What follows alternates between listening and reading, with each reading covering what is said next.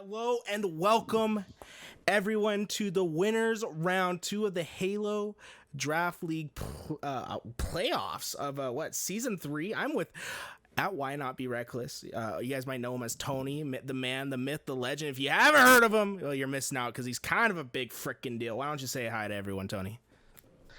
Yeah, what's up, everybody? This is Why Not Be Reckless, aka Why Not Be Cast, aka I'm kind of a freaking big deal. If you don't know, now you don't. And this is your Halo Draft League Round 2 playoff match-off. We're talking about playoffs? Garrett, are we talking about Oh my gosh, I'm so excited to be here right now. We have two absolutely stacked teams. You have Bringin the Heat, who's currently in the 7th seed, but man, we watched their journey throughout the Halo Draft League season, and they always seem to impress against Rubber Bands, who for the longest time actually held the #1 seeded team. Sadly, because of a couple of forfeits, P-Brains have taken that #1 seed, but they're still sitting pretty in that #2 slot. We have Nightmare in the chat already hyping up his team. Garrett, I'm ready. I'm so excited to be here right now, man. Absolutely. Yeah, guys, if you guys don't know, Halo Draft League, we have rosters that are over 4 players. That way we can get these matches played. We have some substitutes.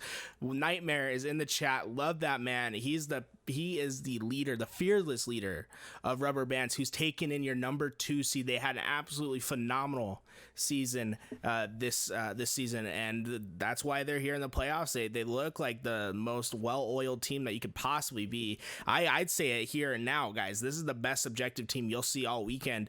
And that being said, bringing the Heat, they might be up there with them. I put them as the top 3 objective team. I'm really excited to see these flags and strongholds when these teams compete. But that being said, all the players in the lobby are ready. We're getting ready to move on over Mopsy to start over here, Tony. He's going to be playing out for the camo, not going to quite able to get it. Let's keep an eye on that chat, make sure everyone can hear us.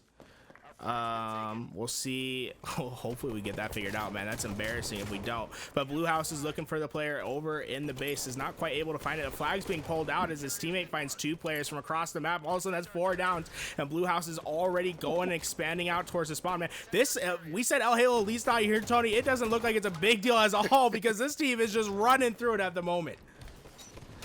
Yeah, you are absolutely right. I mean, they are bringing the heat on this Bringin the Heat squad, and Rubber Bands is showing why they were the #1 team for so long. And honestly, #2 ain't that bad at all. #2 in this grueling season, there were so many stacked teams already cap on the board. Blue House already got it towards the 60% point of the map. This might be another flag cap in favor of your red team squad.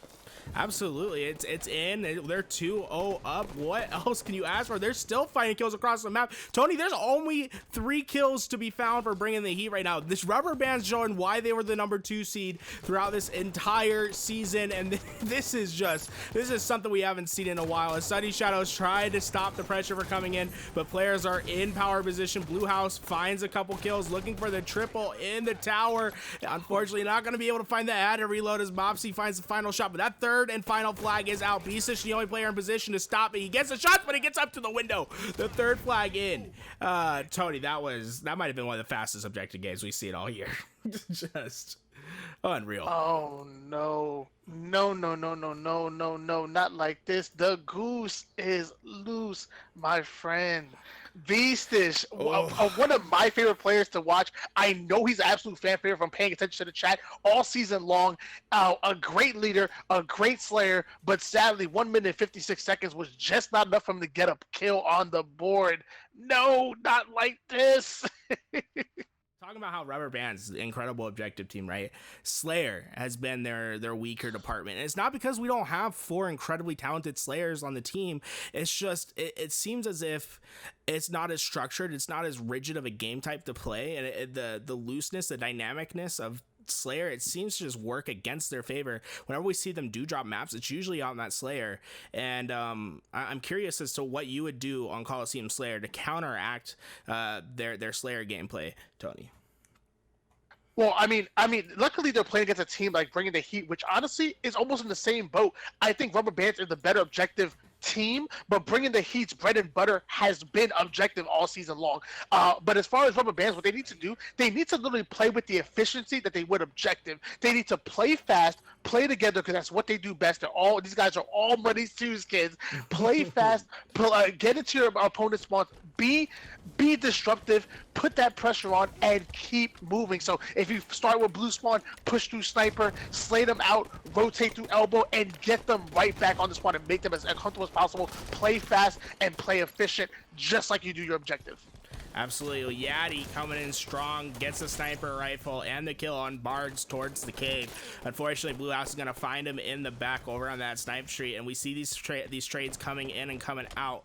One thing to note, Sunny Shadow has these rockets. I want to hop on with him as he's going to try to secure the red base with his team and try to just get control of the base. He's going to find Blue House. I believe that sniper is still down somewhere on the map. We'll see which team ends up finding it, but so far, Sunny Shadow able to use that rocket to find that kill and is now extending his way into the base, into the snipe street, and is finding these kills. And Mopsy was able to find that sniper. Unfortunately, it's going to go down. Sunny Shadow trying to clean up these kills. Man, Tony, I'm saying it right here. That sniper, I think it has a little bit of a curse on it. I don't think any player is going to be getting away with it anytime soon. Well, is it the caster's curse or the sniper's curse? I don't know which one it is, but either way, everybody needs to stay away from it. 7-4 lead in favor of your blue team squad, which is bringing the heat. Again, as you talked about, the Achilles heel of this rubber band squad has simply been Slayer. And any time a team comes close to them, or at least makes them uncomfortable, is on Slayer, and it's being done again. 9-7 lead in favor of bringing the heat, which is crazy because rubber bands has a little bit more firepower normally. I guess they need an objective in front of them. Yeah, I mean, but what the objective does is it makes the map predictable. And Slayer, you know, if you're not comfortable with players taking these unpredictable routes, players not doing what you exactly want them to do, it can become a little bit of a slugfest where you're trying to make sure that you're accounting for everyone. I think when there's that stronghold, that flag, that oddball to account for, that's when this rubber band squad gets going. But Blue House is, you know, hard scoped in on that snipe street. The player eventually comes and he gets rewarded with that headshot. Man, seeing that body just fly off, Tony, it's always such a satisfying feeling when you hit a snipe shot like that.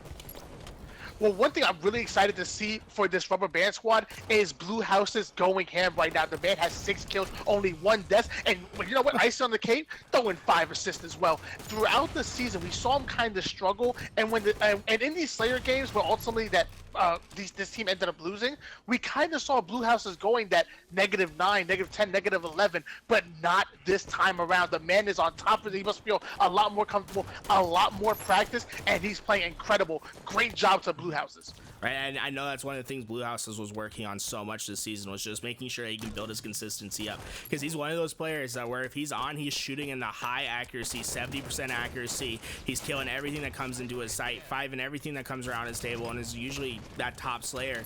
But so far this season, it's just been an issue of consistency. The man is top frag in one game, then on the bottom of the leaderboard the next. And so far this series, he's showing an incredible talent at making sure that consistency reigns throughout this series. And I'm really enjoying watching this rubber band squad come together. It seems as if they're figuring something out on this Slayer, and they're trying to build themselves up a lead to where they can extend out and take this game number 2 easily. I'm gonna hop on with Bones as he has a sniper rifle, but Tony, loving what I'm seeing from rubber band so far.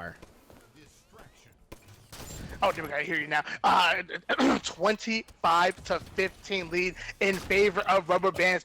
Obviously, they didn't start off all that hot. Bringing the Heat was able to keep it close and even had the lead for a little bit, but rubber bands bouncing back on them and taking a significant lead. And we're only at the midway point of the map. If things don't go this blue team squad, they can end up getting staked. They're gonna need to plant their feet in the ground right now and make a play. Yo, Bones just went absolutely off with that sniper rifle. Found the quick double kill and then eventually took it off with that little cherry on top, the snapshot where you have to, you know, get that little flick up, man. You guys don't understand, like, some of these players don't understand how hard it is to flick upwards. You know, you could do that left to right flick, but when you're flicking upwards for the headshot, man, that's a hard thing to do when you're on controller. And that was an absolutely beautiful talent that Bones showed off right there. But so far, 12 kill lead for this rubber band squad, and they are just flooding in. And one thing I'm always seeing from these players, they always have each other's help. When one player's in the fight, another one comes in and gets the trade out, and that's all they have to do in order to take this victory. Do not let this Bringin Heat squad get comfortable and get slays that aren't answered. As long as they answer every kill from here on out, they're gonna win comfortably, Tony. Oh yeah, absolutely. When you have a nice cushion like this, it feels really nice. I'm actually looks like we're hopping on board right now with Blue Houses, which the man who simply doesn't miss as he tries to get towards this red flag, get on the snipe side. Obviously, you're gonna see most of these competitive teams play towards the snipe side of the map. It just seems to be better, a little bit more cover. You're not out in the open, such as the Rocket side. The only time I'm gonna see them push elbow is usually when Rockets is up, from what I've noticed. Yeah, the sniper side is going to play such an important role, right? And one thing I do want to see from these teams, and I think I've seen a good job of Rubber Bands thus far, they play in pairs very well on the snipe side, and then they also have a dynamic pair that plays over at the top rocks. Actually, I'm going to move on with that player right now. It's quiet. He's just sitting on this top rocks. He understands that he's an isolation player. His job is to check everything else on the map and make sure that he has the information coming to his team, and then let these players that are playing together on the snipe side push in and find these kills. But if you shoot shots like that quiet across the map on Mopsy, I don't know what else you can ask for the player. He's doing absolutely incredible things. The carbine's such a deadly pinpoint accurate weapon, and he's putting it to use thus far, just pinning players off around this catwalk and top pyramid area. He's been alive for so long, and he's gonna get rewarded with a pair of rockets as long as he keeps that carbine accuracy up. Yeah, absolutely.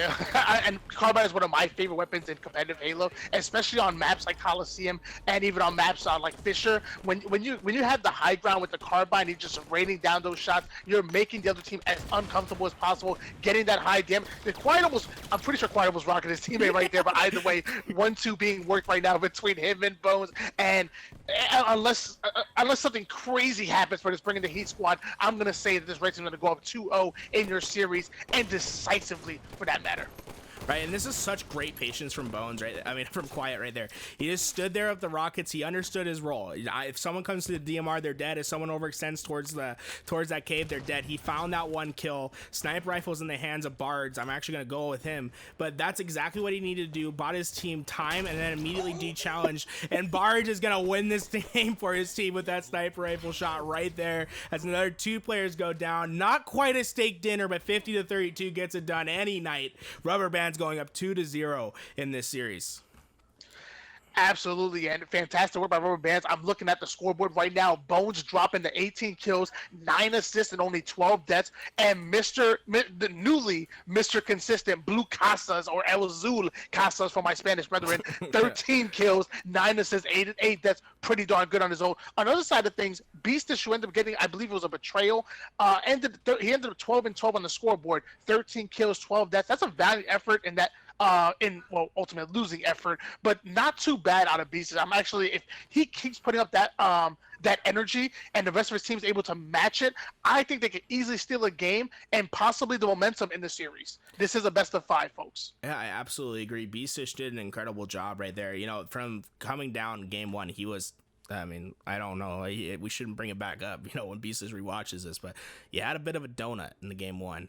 And then if you come back and you answer strong, right? You top slayed for your team. You kept your deaths. You kept your deaths where they need to be at. Now it's just a time. Now it's just a time to really rally out your team. Make sure they play around you. Be that leader that you need to be for your team. If I was gonna say there's a leader on this Bringin Heat squad, I'd say it's Beastish. He's that pillar that really the whole team's gonna have to run through, and he needs to really hype his team up in this game 3. Empire Strongholds, one of my favorite to watch. It's gonna be pistol on pistol action, over shields, camouflages, high flying, fast octane action throughout the entire game. This is the fitting game. If you're Beastish Mopsy, this is the game where you want to bring it back. This is where you prove your statement to the rest of the league. You cannot go into the losers bracket like this. 3-0. We know you're a better team than that. That being said, Rubber Bands, they look like just a different beast today. And now keep in mind, folks, this ultimately is a double elimination bracket. That's even though it's not all be done in the same time, this is double elimination bracket. So say, for example, somehow Bringin the Heat end up losing and they still have another opportunity to make it through the loser bracket. Let me tell you, if I'm in the loser bracket, the last team I want to run into is Bringin the Heat, especially fresh off of getting knocked down into elimination bracket. They'll be playing with something to prove, and them playing with something to prove is very hard to beat, Garrett. I absolutely agree. We're moving on into game number 3, Empire Strongholds. Guys, keys to victory on Empire Strongholds. Well, Mopsy gonna lag out, but you know what, Tony? That's all fine because that just gives me the opportunity to talk about my favorite game mode and my favorite game map combination with it, Empire Strongholds. Guys, This map plays faster than any other map in Halo 5, and it's for a reason. You can punish spawners so easily because the spawns on this map are so predictable, right? You're going to have two primary spawns, the red DMR and the blue DMR, and then also along with those, you're going to have two secondary spawns at the blue outside and red outside. As long as you control the outside of the map where you have a player standing red band, player blue band, pushing into those bases as fast as possible, you can manipulate the spawns to force them at the opposite DMR spawn, and then have your two middle players really collapse on those spawners at all times. This is a map where you should consistently be pushing for trip caps, keep that pressure up, and keep the spawn cycle towards that tower side. Obviously, you want to open up that tower when it comes to when that camouflage is coming up,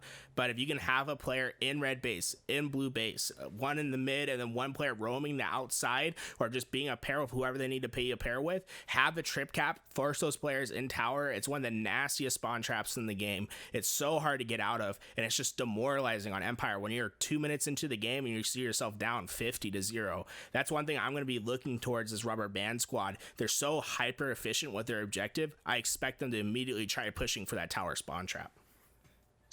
Yeah, Empire is definitely one of those maps that are going to separate the boys from the men and the girls from the women. Let me tell you, this map will punish you if you're not playing on your game, because ultimately what's going to happen is at some point in time, no matter how well you're playing, your team's going to go 2 or 3 down. It's inevitable, but it's going to test how well you can play off your spawn and play out of a spawn trap. Again, everybody knows, oh my gosh, the top teams, oh, they can win 100-0 or 120 and whatnot. They can get but the top teams, what they really do is they play better in the face of adversity, and this is going to be tested on a map like Empire. Yeah, Empire, just such a powerful map. It honestly, when you talk about knowing the basics of Halo 5, knowing the spawn system, knowing how to play objective efficiently with your team, no map other than, I'd say, Empire Strongholds really exemplifies that more. Tony, I need you to move over to the Observer real fast so we can get this game started. But yeah. What it does is that there's no power weapon to bail you out. There's no distance on the map to give you any breathing time. You really have to play as fast as possible and as efficiently as possible. There's no room for timing loss. You want to be as fast as possible. Keep those players back off their spawn. Don't let them have any sort of comfortable feeling. This isn't Ratatouille. You're not taking that main dish at the end, taking a bite and being like, oh, man, this is True Flag all over again. I know how to play this map. It's slowing down for me. No, this is Empire Strongholds. This is Fast and Furious 6. There's vehicles blowing up all around you. You got players of Overshield running into your base while the camouflage players baiting another player across the map and getting back smacks. Everything you want to happen can happen. Everything that you don't want to happen can absolutely be forced upon you if you let it happen. Man, I love Empire Strongholds, Tony, and I'm very excited to get this game started after that long waited time. But quiet, he had 13 assists last game. He's going to be challenging out for this Overshield off the rip. And look at Blue Houses right there. Nope, no fear at all. He does get taken down, but man, he just flew for that Overshield. But you know what the advantage was? His teammate got the camo. He made sure the Overshield got burned. That's going to be a net advantage for his team as they're trying to find the slaves around this turbine area. Absolutely. Actually, looks like we're hopping on board with Bards now, who has camo in hands. One shot. I'm surprised he hasn't been taken out right now. Usually, in this case, he would have got called out a mile and a half ago and been taken out quick. But he's one of the hardest kills in the game, and Yadichi proven like that. As he was one shot, probably had to put about 4 or 5 extra bullets in him. And now, but look at the blue team flood. They are flooding pit. I know you love to see that, Gary. I know you do. They recognize their numbers opportunity. They went immediately into that base. Now, what we're seeing from the red team, they're all pushing outside. What I'd like to see is one of these red players recognize the ability to just overextend to the home base, and I believe that'd be quiet in this position.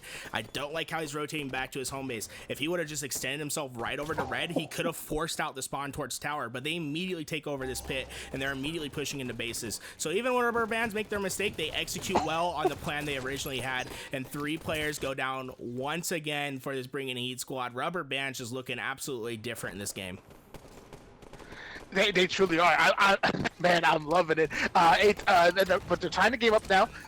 2 caps still in their favor. Now, at this point, on a map like Empire, do you feel like it's advantageous for you to go for that trip cap? Or are you going to try to hold down 2 bases and force those spawns? What are you trying to do as far as 2 caps over a trip cap? My philosophy, 100% of the time, Tony, always go for the trip cap. If the opportunity is presented, you do not let off. You do not be content with whatever you're given. You force yourself the advantage in this game. You force yourself into those trip caps. You force the enemy team to be in bad spawn positions, and a large part of that is going to be recognizing the overextends and when the ability comes. But Bard's right here. He's ready for his camouflage. He's waiting for players to push him. He's going to have a one-on-one fight in Tower 1. He's able to survive. He doesn't even need to finish that player. Gets the camouflage, cuts his losses, and he's already gone. But immediately, what a nade, Tony. Gets pegged and gets lit up. Oh, man, imagine if that was a sticky. What kind of different conversation we'd be having right now. But Bards is just roaming throughout this map. This guy has one of the smoothest movements in the game. You can see him. He never misses his jump. He always looks as if everything's so easy, but some of these jumps are just impossible to hit. He does a wonderful job at making sure he hits them, and so far he's just hunting players out of the middle part of the map. Takes down Beach, just takes down Mopsy, and I love this. He saw that he had two players going for Pit. He immediately put himself in the red base. He's splitting out the players. Yes. They're going to stop Pit, but they're not going to stop red base, and that's going to be putting points on board for rubber bands, largely due to the factor Bards, and it's going to buy them some time to reposition themselves, find their slayouts once again, and play for this Pit. Absolutely. It's like that. They actually knew exactly where Barnes was on that bottom pit, ended up nading him out. Now, what the? Okay. The movements are parallel, boys. I tell you, Barnes is one of the most craftiest players in the game. If you didn't know, now you know. I'm still in wow about that other grenade that Yachty T threw from across the map. Let me tell you, if your team is missing a quarterback, look no further. Yachty T just threw a 100-yarder with literally no complaint whatsoever. I'm still on board right now with Barnes. He's doing the best he can to work that plasma pistol. Ends up getting taken out by Mopsy right there, but he was so efficient with his life and so effective on the map, able to distract almost the whole team right there. Absolutely. I'm just blown away that he was able to land that jump on the tower there. It was almost as if it was scripted in a movie. And like I said, we made the analogy into Fast and Furious, and that's what Empire really feels like at sometimes. It feels as if it's an action movie. Anything can and will happen. But once again, we can see Rubber Band's really putting an emphasis on this outside spawn. And although they don't have the lead right now, I think if they keep with this game plan and they execute just a bit better on their slays, we're going to eventually see them take that lead and take the game victory. So far, they've done a great job at getting the kills, getting the double cap, but when it comes to that next step of slays, it seems as if Bringin the Heat really answers back and stops them from pushing the trip cap. All it's going to take is for another round of slays in order for Bards and crew to do this, and they have the overshield and camouflage to make it happen. I'm on board with Bards, and I want to see him make this happen for his team. I want to see him find these kills, get into that opposing base, and really draw the trip cap for his team. But that BR, not quite it, Chief. Missing those shots over in Tower 1. Hey, the VR is still somewhat viable. It definitely has its place. I mean, it's definitely worth picking up, and it's a fairly versatile weapon. Maybe a little bit of extra range opposed to the pistol. Why do you gotta hate on the BR so much, Garrett? It's not nice. You know, he got out of the BR and he went to his pistol and he immediately got a triple kill. So maybe I'm on top of something, Tony, because they have the trip cap. This is what I was saying. They get the round of slays and they immediately push their opportunity. They have the trip cap for the moment being, but that's the affordability that the trip cap offers, right? They have the trip cap for that bit of time. The opposing team has to spawn up and they immediately just have to move into the base at wherever they spawned, and they lose so much timing. And even though they got that cap across the map, they still aren't scoring. The trip cap just so useful in Halo 5. Well, I say in Halo 5, it's still a game where it exists, but once again, I love this play from Paul. He's going right into the base. Blue House is getting red base, and once again, we see this blue team have to divert their resources and go capture a home base in order to not be trip capped. One thing I'd like to see from this rubber band squad is, hey, don't let them get that home base for free. Put a player top mid, put a player in tower 3, shoot down into that base. Even if you don't kill them, make them weak and don't let them push out, and you'll see such effective results when you do that. So I believe he just hopped on board with Sunny Shadow, but not before Quiet is going to get a great nade and a great double right there. Make that a triple for Quiet, and Quiet going for the overkill, flying him up, so you can tell he wants it, and the man is a bit of a stat. I'm not going to lie. He wanted that one. Great pressure by Quiet right there, putting Mopsy in a do-or-die situation and ultimately getting the kill right there. Quiet is absolutely being allowed in this Empire Stronghold, and a large reason why his team is climbing right back in it and about to take this 3-0 sweep if Bringin the Heat doesn't bring the heat.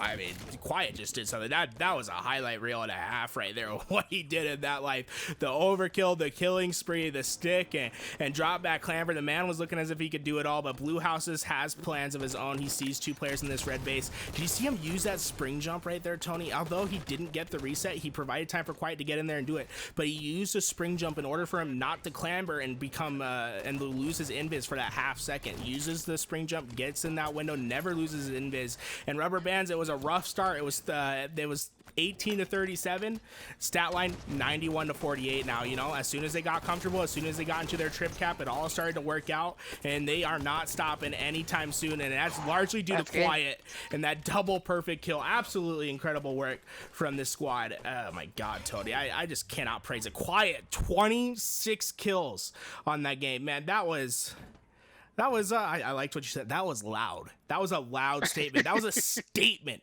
That was decree. We are the #1 team. We are the expected favorites. 3,200 damage from Quiet, putting on a clinic, shooting at 64% accuracy, overkill. It seemed as if there was nothing towards that second half of that game that went wrong for Rubber Bands. They had the power-up control. They had the slaying prowess. They had the objective efficiency. This is looking like a dangerous squad in this playoffs. Oh, absolutely, and they always have been deadly from the beginning of the season all the way towards the end. As I said, they were the #1 team throughout the whole entire season, up until a couple forfeits went P-Brain's way, and they were able to steal that #1 spot from them. But let me tell you, this team, pound for pound, is one of the best in the league. And mind you, one might say that they weren't even playing with their best slayer, El Halo Lee, who's in a money scrim right now against another team. So I just imagine how this team would fire if they had El Halo Lee playing in their starting lineup. As you said before, Quiet dropping 26 kills, only 7 deaths with 9 assists. Big shout out to Bones as well, 12 kills, 15 assists, and 7 captures for his team. On the other side of things, again, Beast is putting another valiant effort to try to get something together, but sadly just wasn't enough. 8 kills, 11 assists, and only 14 deaths. Great job of bringing the heat, and let me tell you, good luck to you guys in the elimination bracket. I know you guys are going to make some noise. I know you guys are not going to be quiet. You guys are going to bring that absolute heat and that fire. But man, Rubber Bands, my gosh. That was an absolutely incredible series from Rubber Bands, and it really showed off. You know, it's them flexing a little bit, and like you said, bro, that's not even their final form, Tony. They have more to present. They are an absolutely incredible team, and we're gonna see more of them. And they're winners. I think it's winners round 3. Let's see. I think that might be the semifinals. I don't know. I have to check it out, guys. You can go find the bracket !! Discord. Go get involved in that Discord. You guys look at the. Oh, what's up?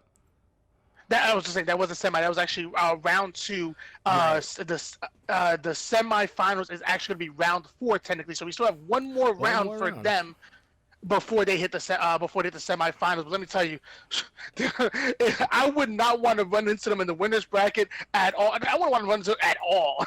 Yeah. They're too tough.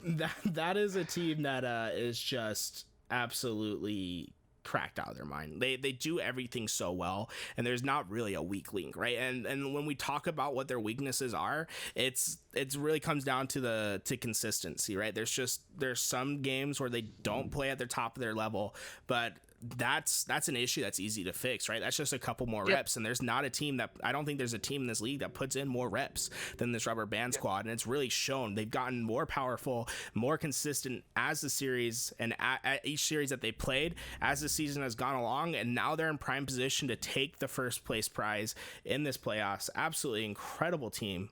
But guys, Oh, I'm sorry. I just want to point out before we even decide hosting whatever. I don't want this to end. That was phenomenal. I want to keep watching it, but I want you guys to remember this is only part 1 of what possibly could be a double header. What we plan on seeing is the #1 seeded P-Brains, which again, a lot of controversy about this team because they stole the #1 spot due to a couple of forfeits. So the #1 seeded team P-Brains is going to show what they got against MGE on this double header. That's going to be coming back to you guys at 11 p.m. Eastern in 1 hour. So make sure you're coming back here. I want you guys to have snacks. Get comfortable. Garrett, they need to get comfortable because let me tell you, you're going to be at the edge of your seat. Be ready, guys. Be ready. That should be an incredible match. We're hoping that it gets played in the hour to come. That being said, guys, look at the bottom left of your screen. You'll see my partner in crime. Why Not Be Reckless? His Twitter's right there under at why not _be_ reckless. Go give him a follow if you haven't. He's absolutely phenom. He's all involved in the Halo community. He's always there retweeting whatever he needs to retweet, getting the word out for the people. You guys can also follow me, bottom right of your screen, at Garrett the Tool. Really appreciate if you guys go give us some love. And you know what, guys, we've been loving working for the Halo Draft. I think I've been here since season 2. Tony, I'm not sure how long you've been doing this for Halo Draft League, but we love the platform. We absolutely appreciate them, and we're hoping to see some more incredible matches throughout this playoff series and see who's going to take home the grand prize and who's going to be the one that has the bragging rights at the end. And if you had to put your bets down now, I'd be looking over at that Rubber Band squad. They're looking absolutely filthy, and I cannot wait until we see Rubber Bands and P-Brains go at it, Tony. That's going to be an incredible match to watch. It absolutely is. There's a couple other matches I want to see as well. Team Zero, absolutely disgusting. Also, Chach. Chach has been really sneaking under the radar. That's a squad led by Turtles, and let me tell you, when you have Turtles as a captain, you're going to do big things. But I really want to see Team Zero do some work as well. They were actually your HPL season winners just last season. So I do want to point out that was a Halo Premier League, the premium version of the Halo Draft League before we combined them into one. So I definitely want to see what Team Zero has to do. Yeah, absolutely. They're an incredible team. There's so much talent. Like you said, this is the time, Tony. You can't fly under the radar anymore. This is the time where you make yourself loud, you make yourself known, you become a pair of F-16 fighter pilots, and you just start roaring throughout the sky, letting everyone know that we're the best team and that we're here to take the grand prize. And I expect that from each and every one of these teams. You got to have a little bit of swagger. You got to have a little bit of an ego when it comes to these playoffs and when it comes to performing and executing as well as possible. That being said, that's going to do it for us. We're going to end the stream right here, but we appreciate every single one of you. We appreciate you coming down, watching with us while you could. Like I said, we're going to host someone to stay with the stream for just a bit longer. We'll find someone to host, give them some Halo Draft League love. That being said, that's going to do it for us. Thank you so much for watching.